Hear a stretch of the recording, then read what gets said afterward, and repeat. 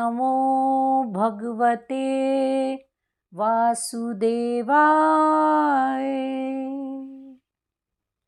ओम नमो भगवते वासुदेवाय।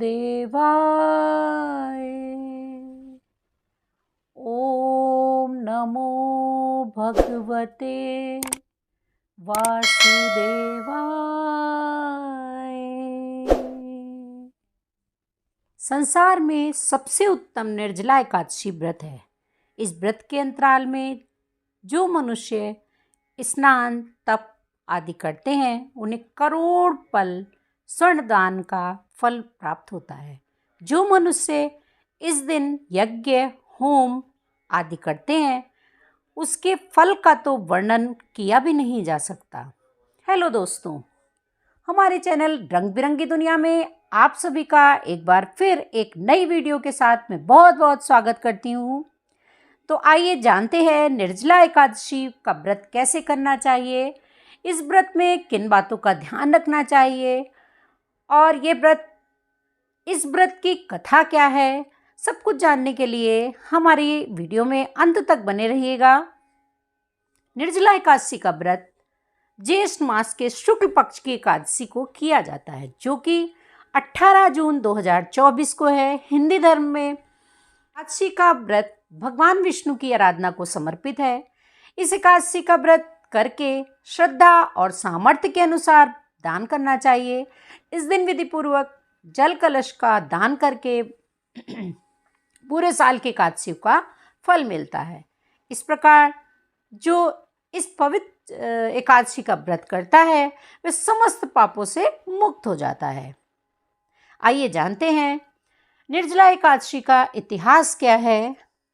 एक बार बहुभोजी भीमसेन ने व्यास जी के मुख से प्रत्येक एकादशी को निराहार रहने का नियम सुनकर विनम्र भाव से निवेदन किया कि महाराज, मुझसे कोई व्रत नहीं किया जाता, दिन भर बड़ी तीव्र क्षुधा बनी रहती है, अतः आप कोई ऐसा उपाय बतला दीजिए जिसके प्रभाव से स्वतः सद्गति हो जाए। तब व्यास जी ने कहा कि तुमसे वर्ष भर की संपूर्ण एकादशी नहीं हो सकती तो केवल एक निर्जला एकादशी का व्रत कर लो, इसी से साल भर की एकादशी करने के समान फल मिल जाएगा। तब भीम ने वैसा ही किया और स्वर्ग को गए। इसलिए यह एकादशी भीमसेनी एकादशी के नाम से भी जानी जाती है। इस एकादशी का महत्व क्या है? निर्जला यानी यह व्रत बिना जल ग्रहण किए और उपवास रखकर किया जाता है, इसलिए यह व्रत कठिन तप और साधना के समान महत्व रखता है। हिंदू पांचांग के अनुसार वृषभ और मिथुन संक्रांति के बीच शुक्ल पक्ष की एकादशी निर्जला एकादशी कहलाती है। इस व्रत को भीमसेन एकादशी या पांडव एकादशी के नाम से भी जाना जाता है। पौराणिक मान्यताओं के अनुसार 5 पांडवों में एक भीमसेन ने इसका व्रत किया था और वैकुंठ को गए थे, इसलिए इसका नाम भीमसेन एकादशी के नाम से भी जाना गया। सिर्फ निर्जला एकादशी का व्रत कर लेने से ही अधिकतर 2 एकादशियों सहित साल की 25 एकादशियों का व्रत का फल मिल जाता है। सिर्फ निर्जला एकादशी का व्रत कर लेने से ही एकादशियों के व्रत का फल मिल जाता है। जहाँ साल भर की अन्य एकादशी व्रत में आहार संयम का महत्व है, वहीं निर्जला एकादशी के दिन जल का। इस व्रत में जल ग्रहण नहीं किया जाता है, यानी निर्जल रहकर व्रत का पालन किया जाता है। यह व्रत मन को संयम सिखाता है और शरीर को नई ऊर्जा देता है। यह व्रत मन को संयम सिखाता है और शरीर को नई ऊर्जा देता है। यह व्रत पुरुष और महिला दोनों के द्वारा किया जा सकता है। व्रत का विधान क्या है, कैसे इस व्रत को करना चाहिए और किन बातों का ध्यान रखना चाहिए। पवित्रीकरण के समय जल आचमन के अलावा अगले दिन सूर्योदय तक पानी नहीं छूना चाहिए। आजकल लोग ऐसा नहीं कर पाते हैं तो फलाहार रहकर ही निर्जला एकादशी का व्रत करते हैं। दिन भर कम बोलें और हो सके तो मौन रहने की कोशिश करें। दिन भर सोना नहीं चाहिए, ब्रह्मचर्य का पालन करना चाहिए, झूठ नहीं बोलना चाहिए, गुस्सा और विवाद भी नहीं करना चाहिए। आइए जानते हैं निर्जला एकादशी के व्रत की कथा क्या है। जब वेद व्यास ने पांडवों को चारों पुरुषार्थ धर्म, अर्थ, काम और मोक्ष देने वाले एकादशी व्रत का संकल्प कराया था, तब युधिष्ठिर ने कहा, जनार्दन, ज्येष्ठ मास के शुक्ल पक्ष में जो एकादशी पड़ती है, कृपया उसका वर्णन कीजिए। भगवान श्री कृष्ण ने कहा, हे राजन, इसका वर्णन परम धर्मात्मा व्यास जी करेंगे, क्योंकि ये संपूर्ण शास्त्रों के तत्वज्ञ और वेद वेदांगों के पारंगत विद्वान है। तब वेद व्यास जी कहने लगे, कृष्ण और शुक्ल पक्ष की एकादशी में अन्न खाना वर्जित है। द्वादशी को स्नान करके पवित्र होकर फूलों से भगवान केशव की पूजा करें। फिर पहले ब्राह्मणों को भोजन देकर अंत में स्वयं भोजन ग्रहण करें। यह सुनकर भीमसेन बोले, परम बुद्धिमान पितामह, मेरी उत्तम बात सुनिए। राजा युधिष्ठिर, माता कुंती, द्रौपदी, अर्जुन, नकुल और सहदेव ये एकादशी को कभी भोजन नहीं करते तथा मुझसे भी हमेशा यही कहते हैं कि भीमसेन एकादशी को तुम भी ना खाया करो, परंतु मैं उन लोगों से यही कहता हूँ कि मुझसे भूख बर्दाश्त नहीं होती।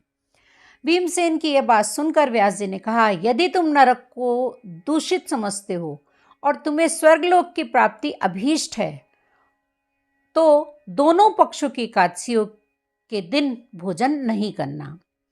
भीमसेन बोले, महाबुद्धिमान पितामह, मैं आपके सामने सच कहता हूँ, मुझसे एक बार भोजन करके भी व्रत नहीं किया जा सकता है, तो फिर उपवास करके मैं कैसे व्रत कर सकता हूँ? मेरे उदर में वृक नामक अग्नि सदा प्रज्वलित रहती है, अतः जब मैं बहुत अधिक खाता हूँ तभी वह शांत हो जाती है। इसलिए महामुनि, मैं पूरे वर्ष भर में केवल एक ही उपवास कर सकता हूँ, जिससे स्वर्ग की प्राप्ति सुलभ हो तथा जिसके करने से मैं कल्याण का भागी बन सकूं। ऐसा कोई एक निश्चित व्रत बताइए, मैं इसका यथोचित रूप से पालन अवश्य करूंगा। व्यास जी ने कहा, भीम, ज्येष्ठ मास में सूर्य वृष राशि पर हो या मिथुन राशि पर शुक्ल पक्ष में जो एकादशी है, उसका यत्न पूर्वक निर्जल व्रत करो। केवल कुल्ला या आचमन करने के लिए मुख में जल डाल सकते हो। उसको छोड़कर किसी प्रकार का जल विद्वान पुरुष मुख में जल ना डालें, अन्यथा व्रत भंग हो जाता है। एकादशी को सूर्योदय से लेकर दूसरे दिन के सूर्योदय तक मनुष्य जल का त्याग करे, तब यह व्रत पूर्ण माना जाता है। इसके बाद द्वादशी को प्रातःकाल में स्नान करके ब्राह्मणों को विधिपूर्वक जल और सुवर्ण का दान करें। इस प्रकार सब कार्य पूरा करके जितेंद्रिय पुरुष ब्राह्मणों के साथ भोजन करें। वर्ष भर में जितनी एकादशियां होती हैं, उन सब का फल इस निर्जल एकादशी से मनुष्य प्राप्त कर लेता है, इसमें तनिक भी संदेह नहीं है। शंख, चक्र और गदा धारण करने के लिए भगवान केशव ने मुझसे ये कहा था कि यदि मानव सब कुछ छोड़कर एकमात्र मेरी शरण में आ जाए और एकादशी का निराहार व्रत करे तो सारे पापों से छूट जाता है। कुंती नंदन, निर्जला एकादशी के दिन श्रद्धालु स्त्री पुरुषों के लिए जो विशेष दान और कर्तव्य विहित है, उन्हें सुनो। उस दिन जल में शयन करने वाले भगवान विष्णु का पूजन और जलमयी धेनु यानी पानी में खड़ी गाय का दान करना चाहिए। सामान्य गाय या घी से बनी गाय का दान भी किया जा सकता है। इस दिन दक्षिणा और कई तरह की मिठाइयों से ब्राह्मणों को संतुष्ट करना चाहिए। उनके संतुष्ट होने पर श्रीहरि मोक्ष प्रदान करते हैं। जिन्होंने श्रीहरि की पूजा और रात्रि में जागरण करते हुए इस निर्जला एकादशी का व्रत करते हैं, नंदन, निर्जला एकादशी के दिन श्रद्धालु स्त्री पुरुषों के लिए जो विशेष दान और कर्तव्य विहित है, उसे सुनो। उस दिन जल में शयन करने वाले भगवान विष्णु का पूजन और जलमयी धेनु यानी पानी में खड़ी गाय का दान करना चाहिए। सामान्य गाय या घी से बनी गाय का दान भी किया जा सकता है। इस दिन दक्षिणा और कई तरीके की मिठाइयों से ब्राह्मणों को संतुष्ट करना चाहिए। उनके संतुष्ट होने पर श्रीहरि मोक्ष प्रदान करते हैं। जिन्होंने श्रीहरि की पूजा और रात्रि में जागरण करते हुए इस निर्जला एकादशी का व्रत किया है, उन्होंने अपने साथ ही बीती हुई 100 पीढ़ियों को और आने वाली 100 पीढ़ियों को भगवान वासुदेव के परम धाम को पहुंचा दिया है। निर्जला एकादशी के दिन अन्न, वस्त्र, गौ, जल, शैया, सुंदर आसन, कमंडलू तथा छाता दान करना चाहिए। जो श्रेष्ठ तथा सुपात्र ब्राह्मण को जूता दान करना चाहिए।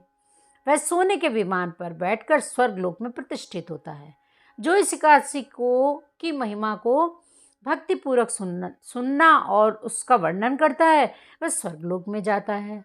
चतुर्दशी युक्त अमावस्या को सूर्य ग्रहण के समय श्राद्ध करके मनुष्य जिस फल को प्राप्त करता है वही फल इस कथा को सुनने से भी मिलता है।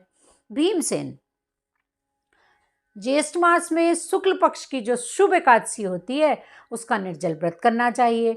उस दिन श्रेष्ठ ब्राह्मणों को शक्कर के साथ जल के घड़े दान करने चाहिए।